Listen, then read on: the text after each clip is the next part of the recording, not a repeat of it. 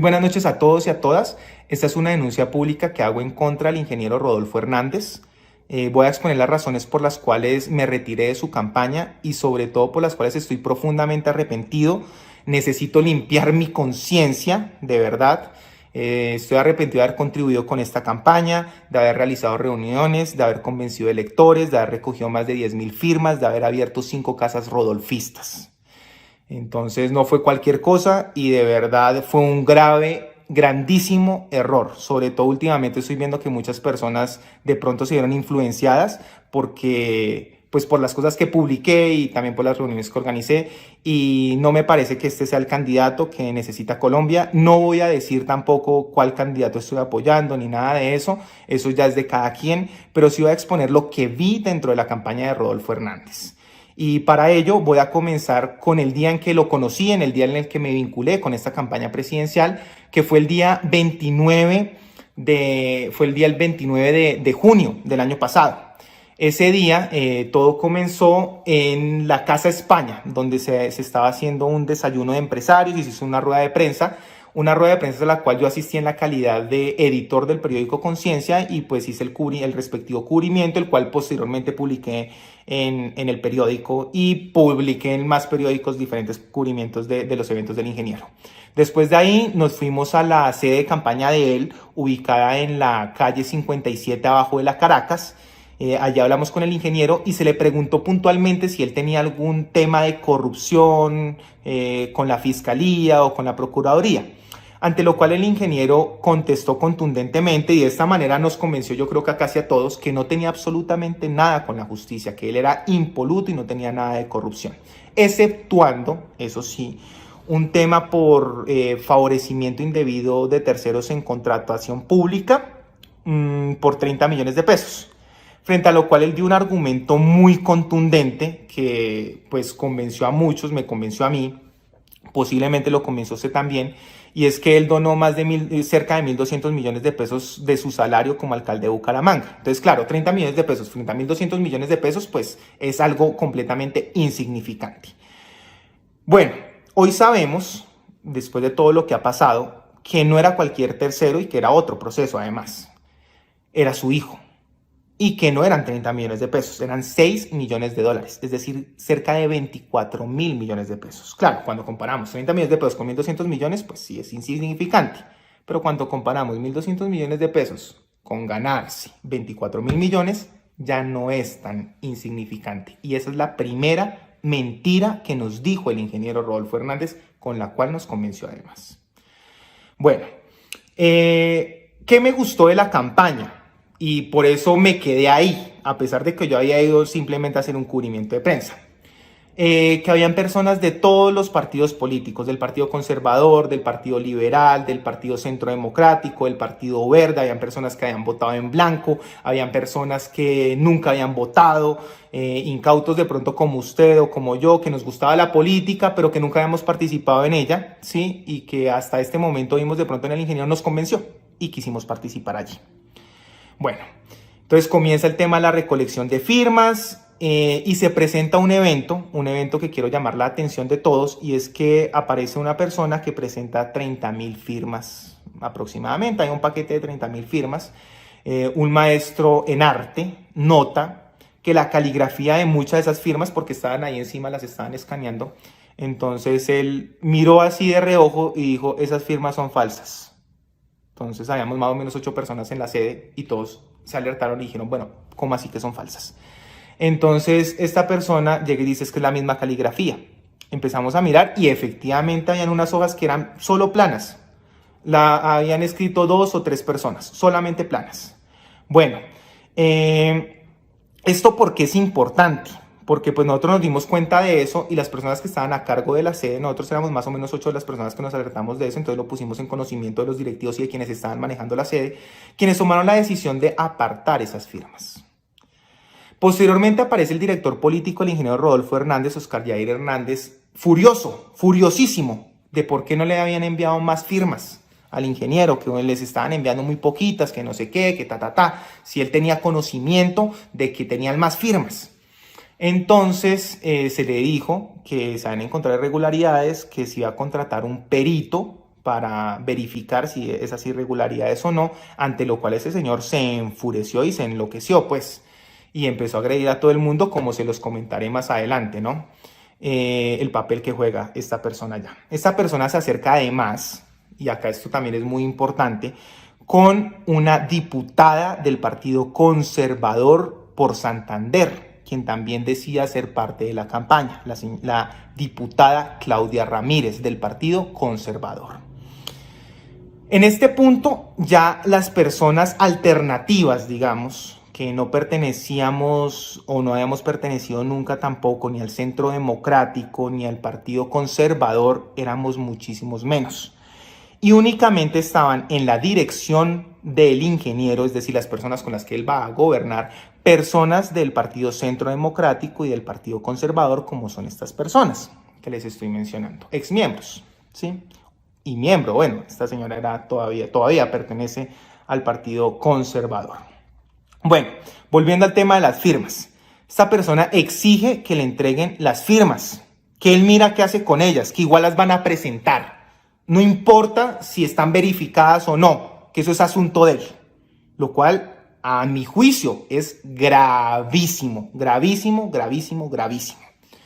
Pero esta persona es reincidente en este tipo de actitudes, en echarse el agua sucia, en hacer el trabajo sucio del ingeniero, ¿sí? En que cuando el ingeniero se compromete con alguien o con un grupo de personas a hacer algo, esta persona llega y los trata a las patadas y a todos para sacarlos, espantarlos, y así el ingeniero no queda como el que incumple y miente y traiciona, sino queda es él como un patán y un guache. Ejemplo de esto es que, por ejemplo, la persona que estaba haciendo los comunicados de prensa del ingeniero en Bogotá, un periodista que en ese momento no tenía un medio de sustento estable y que él advirtió eso desde el inicio de la campaña y que pues necesitaba un mínimo para simplemente alimentación, transporte y arriendo, que un mínimo alcance para eso es mucho. Y él estaba solicitando simplemente eso. Y este señor Oscar Yair, simplemente para no pagarle el salario mínimo, creo yo, lo que hizo fue expulsarlo con violencia física y psicológica de una reunión. John Jairo Armesto emitió incluso un comunicado de prensa advirtiendo toda la agresión que recibió por parte de este director político. Imagínense, por no pagarle un salario mínimo de 4 meses o 5 meses que llevaba trabajando gratis John Jairo. Pero bueno, también este maltrato se ve con, por ejemplo, el incumplimiento del ingeniero a las personas que pretendían, o más bien pretendíamos, yo no pretendo ocultar nada, todas mis fotos de que yo hice pre-campaña a la precandidatura a la Cámara de Representantes por Bogotá, por la Liga de Gobernantes Anticorrupción, no voy a borrar ninguna foto ni nada de eso, no tengo nada que ocultar, hay que ser honestos en las cosas que les estoy diciendo. Entonces, este grupo de personas, dentro del cual me incluyo yo, habíamos recibido pues una promesa por parte del ingeniero de que él iba a sacar listas a Senado y a Cámara, lo cual es normal porque el presidente de la República no tiene el poder y no puede hacer todas las cosas que el ingeniero dice que él puede hacer. Si él nos hubiese dicho desde un inicio, no voy a sacar listas a Senado ni a Cámara, pues uno dice, listo, perfecto. Si él dice, voy a convocar una Asamblea Nacional Constituyente, uno dice, perfecto. Voy a gobernar con coaliciones, que es lo que pretende ahorita hacer, porque únicamente tiene dos congresistas, pues con eso obviamente no va a aprobar ninguna ley, cuando en el Senado de la República no tiene ninguno, y son 108 en el Senado de la República, y no tiene ni un solo senador. Entonces con eso no va a hacer ninguna ley ni nada. Pero bueno, él pretende gobernar todo con decretos o, como lo hizo en la alcaldía de Bucaramanga, con coaliciones con los partidos tradicionales. Sin embargo, pues este discurso de hacer coaliciones con los partidos tradicionales, pues obviamente ese ya no nos hubiese gustado a todos. Hubiese preferido el de la Asamblea Nacional Constituyente, por ejemplo. Pero bueno, lo que sea. El caso es que él se comprometió a sacar estas listas y para incumplir eso, porque ya tenían planeado incumplir eso, ¿sí? O sea, ejemplo de ello es que nunca revisaron ni siquiera las hojas de vida. Si ellos hubiesen querido revisar las hojas de vida, nos hubiesen tenido que pedir autorización para el manejo y tratamiento de datos, como le establece la ley, ¿sí? Nunca nos hicieron firmar ese consentimiento a ningún precandidato de ninguna parte del país, exceptuando muy seguramente Santander. Entonces esto es un ejemplo de que ellos nunca pretendieron ni siquiera presentar listas a Cámara ni a Senado. ¿Qué pretendían con ello? Tener una cantidad de personas que de pronto tenían esa aspiración. Inicialmente no era la mía, se materializó después.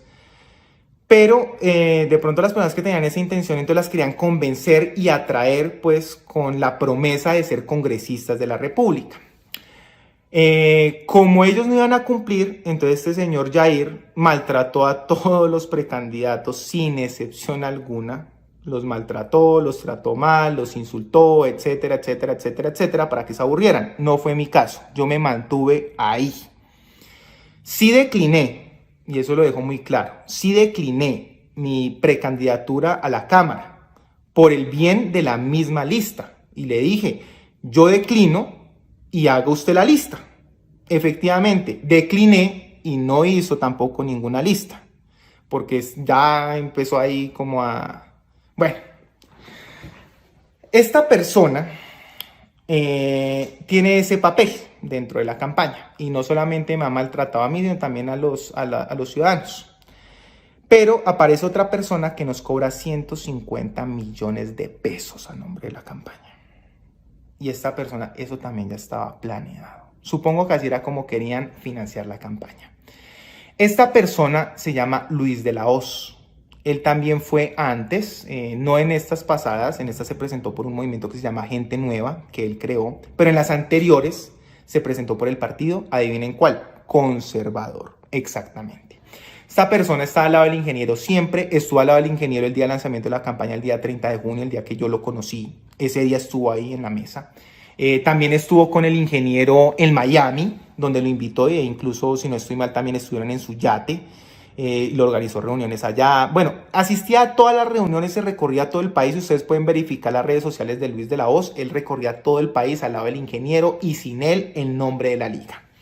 Pues esta persona una noche nos toma a los candidatos a la Cámara y nos dice, un viernes en la noche, nos dice, bueno, el lunes necesitamos 150 millones de pesos de cada uno y decidimos quién va a ser la cabeza de lista. En efectivo, los ponemos aquí sobre la mesa. Frente a eso nosotros, pues obviamente ninguno es un bobo, ¿sí? O sea, obviamente nosotros sabíamos que eso no se puede hacer, que hay unas cuentas claras y hay toda una normatividad en cuanto al tema electoral, sobre todo el tema de la financiación, y que eso no es así tan alegremente como traigan 150 millones de pesos cada uno para publicidad aparentemente, ¿no? Si fuera para publicidad eso no hay ningún problema, porque pues la persona que hubiese tenido, no era mi caso en ese momento, que hubiese tenido 150 millones de pesos para ser cabeza de lista a la Cámara de Representantes, pues lo debió haber aportado en una cuenta bancaria, ¿no? Aparte que es raro andar con 150 millones de pesos en efectivo. No digo que sea ilegal, digo que es extraño, ¿sí? Pero bueno, y esta persona lo hace. ¿Qué es lo extraño de esto? Que posteriormente a él le dicen que no lo reconocen y que él no ha tenido absolutamente ningún vínculo de nada con la Liga de Gobernantes Anticorrupción, ni con su dirección política, ni nada. Y hay un comunicado público en contra de Luis de la Hoz y de Gente Nueva. En mi opinión, esto ya estaba programado así. Y entonces la persona, él también tenía que recoger unos recursos, convencer a una gente que iban a dar listas y todo eso, y después, posteriormente, pues lo expulsaban y entonces ellos decían y creaban, si hay algún escándalo o algo en contra de este señor, pues nosotros nos lavamos las manos porque ya dijimos que no hacía parte de nuestra campaña. Bueno, sumado a esto, hay una denuncia muy grave de La Otra Cara, un medio de comunicación digital, en donde dicen que el señor Oscar Jair estaba vendiéndole votos al Partido Conservador, al Senado de la República. Muy grave esta denuncia que hace este medio.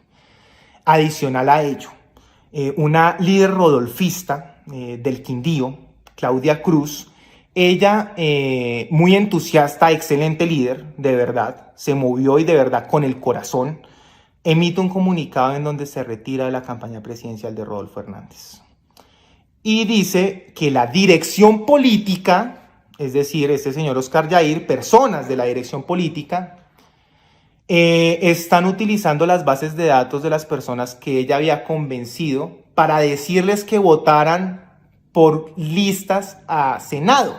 del Partido Conservador. Entonces aquí vemos cómo es que están operando estas personas que pertenecen a esa campaña del ingeniero, las cuales no son expulsadas a pesar de que el ingeniero conoce todas estas y cada una de estas anomalías y denuncias, lo cual me parece a mí más que curioso. Creería yo que es complicidad, ¿sí? Porque no es casualidad y si el ingeniero se deja meter esos goles, pues hombre, no es apto para ser presidente de la República. Bueno, ¿qué pasó? Yo no me retiré, ya mi punto de quiebre, ¿cuál fue? Ese fue uno de mis puntos de quiebre, pero hubo dos momentos que sí, para mí ya fue un momento definitivo, en el cual yo ya dije, ya no voy más, y de verdad, esta persona no es honesta cuando lo miro a los ojos y dice, no les voy a fallar, mírenme a los ojos, no les miento, y bueno, todas esas cosas que él está diciendo. Realmente yo miro en los ojos y yo veo que él sí miente y que sí nos va a fallar realmente, como le falló al pueblo de Bucaramanga. Él, por ejemplo, ahorita está proponiendo a todos los taxistas taxi, a todos los transportadores camión, a los campesinos una casa, pero hay que leer la letra pequeña. A los campesinos una casa cuando hipotequen su tierra, es decir, cuando el campesino ya no pueda pagar esa hipoteca, se la roban, se la quitan. Adicional a ello, él prometió en la alcaldía de Bucaramanga 20.000 viviendas, después dijo que eran 20.000 lotes con servicios, bueno, no importa, el caso es que no entregó ninguno. Entonces, ¿cuántos taxis les van a entregar a los taxistas? 0. ¿Cuántos camiones les van a entregar a los transportadores? 0. ¿Miente? Miente. Entonces, esa es una de las conclusiones. Pero bueno, ahora sí, mi punto de quiebre. Mi punto de quiebre y la razón por la cual yo creo que el ingeniero no es honesto y que todo lo que estoy diciendo, además de que tiene bastantes sustentos documentales, pruebas, creo yo que lo que le da sentido a todo esto es el audio, no sé si ustedes lo han escuchado, en donde él primero habla en un término completamente despectivo de los seres humanos. Dice, esos hombrecitos, y siempre habla así, ¿no? Campesinitos, trabajadorcitos, tema que va contra la dignidad humana completamente, pero cuando dice los hombrecitos, habla de hipotecas a 15 años. Es que lo mejor es financiar los proyectos yo mismo y cobrarles 15 años esas hipotecas, eso es una delicia. Un hombrecito pagando una hipoteca 15 años es una delicia. Es una delicia para él. Pero para esa persona que está pagando esa hipoteca 15 años, pagar esa hipoteca representa o dejar a su familia sin hogar, dejar a su familia sin esa vivienda, o pagar esa vivienda por 15 años con esos intereses, pero dejar a sus hijos sin educación, dejar a sus hijos sin alimentarse bien. Eso representa esas hipotecas y ese es el espíritu del UPAC. Entonces, este señor y esa manera de pensar es la que definitivamente para mí ya fue el punto de quiebre y fue la gota que rebasó el vaso. Por estas razones, yo les pido a todos, de verdad, no se confíen. Mire, el ingeniero utiliza las mismas tácticas en cuanto a redes sociales de Donald Trump, ¿sí? Si usted es uribista, entonces la publicidad que le llega del ingeniero es de mano firme. Es de una persona que tiene un temperamento fuerte, es de un líder, es de una persona que no se deja encaramar, como él dice. Pero si usted es de un sector más progresista, la publicidad que le llega es que él va a firmar el acuerdo de Escazú, es que él va a estar de acuerdo con el acuerdo, él está de acuerdo con la paz, aunque él votó en contra de la paz, señoras y señores. Entonces no es honesto y miente ahí también. Pero bueno, supongamos que me equivoco y supongamos que todo lo que he dicho es falso. Hay una razón más por la cual no creo que Rodolfo Hernández merezca ser presidente y es que no tiene la capacidad. Primero, No fue capaz de sacar una lista al Senado. No estoy hablando de las cámaras. Sí, digamos, ahí había un interés mío. No, estoy hablando del Senado. Tener 10 personas de confianza, íntegras. 10, porque más de 10 no creo que en ese momento hubiese sacado. De pronto y sí, pero en ese momento no. Y 10 es mucho, de verdad. Entonces, 5 hombres y 5 mujeres y una lista cremallera cerrada. No tenía esas personas para eso. Adicional a ello, muchas personas le rechazaron la candidatura vicepresidencial. Entre ellos la dueña de Crepes and Wafer, Arturo Calle, Paola Ochoa, de derecha, completamente de derecha. Paola Ochoa rechazó también la candidatura. Renunció a ella, más bien. Y finalmente toman a Marilyn Castillo, una académica sobre la cual no tengo absolutamente nada en contra. La conozco personal, pues la conocí una vez nada más. Muy carismática ella, la verdad me cayó bien.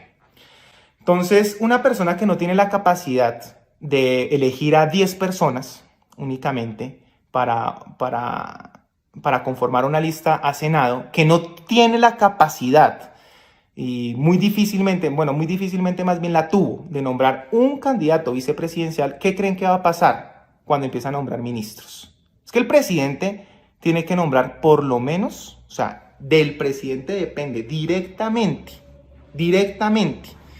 la elección de por lo menos unos 500 funcionarios. Es que son muchísimos ministerios, departamentos administrativos, gerencias, etcétera, etcétera, etcétera, y cargos que realmente dependen, viceministerios, demás, que dependen del presidente de la República. Pues, ¿qué va a pasar? Que va a dejar vacíos de poder. Y al dejar vacíos de poder, esos vacíos los va a ocupar alguien. ¿Quiénes los van a ocupar? Los que ya los han venido ocupando. Porque si él no tiene a alguien que nombrar en un lugar, pues se queda el que ya estaba. Y si él necesita que le aprueben algo, porque él no sé si es que él quiera ser un dictador, pero si él necesita que le aprueben algo el Congreso de la República, pues le toca hacer coaliciones. Y en esas coaliciones le van a pedir cuotas burocráticas. Entonces todos esos vacíos de poder se van a transformar en corrupción. Finalmente los dejo con un adagio popular que dice: presume de lo que careces. Y el ingeniero presume mucho de ser un líder anticorrupción.